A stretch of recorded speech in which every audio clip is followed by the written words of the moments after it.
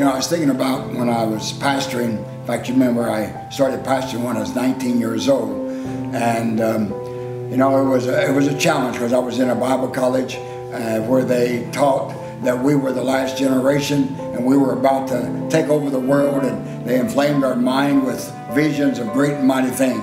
So I was 19 years old when I started pastored for 6 years.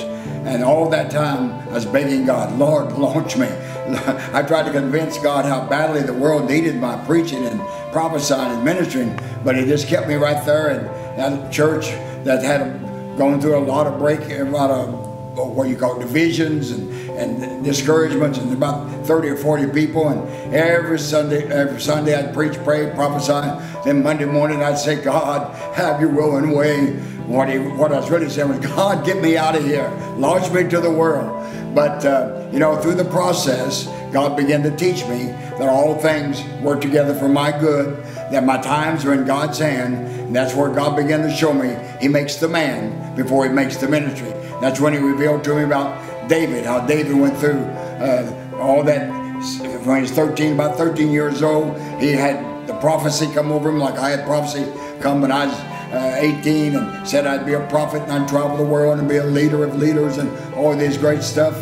And then here I got launched out there and pastoring, and the world was passing me by and everybody else was doing something. It seemed like I was doing nothing.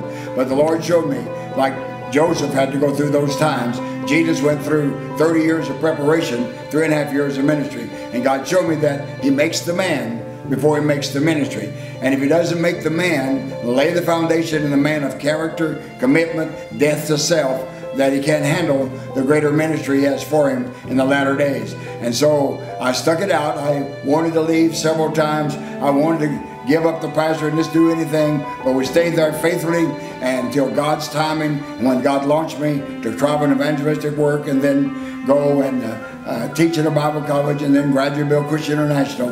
But the Lord had to make the man first. And as I wrote in an article here or back, my first 30 years were my years of preparation, and the last 30 years has been more the fulfillment of my destiny and calling God. And I want to encourage anyone out there who going through it and you're not fully where you're at yet. You're not like I am, about to turn 80 years old, and for 60 years of ministry, and you may be back to the start like where I was. But I'm going to tell you, God is faithful. Let God do His work. He has the right timing, He has the right purpose, and He will bring you through. And every prophetic word is coming to pass that I thought was impossible to happen, but they are coming to pass. And it pays to live a little longer, gives God time to really make the man before He makes the ministry. Then when He makes the ministry, it can affect the world and affect the church and bring glory to God and not to man. So I will encourage you, press on, stay faithful, be steadfast, be consistent, and God will reward you, and God will fulfill every destiny and every purpose in your life.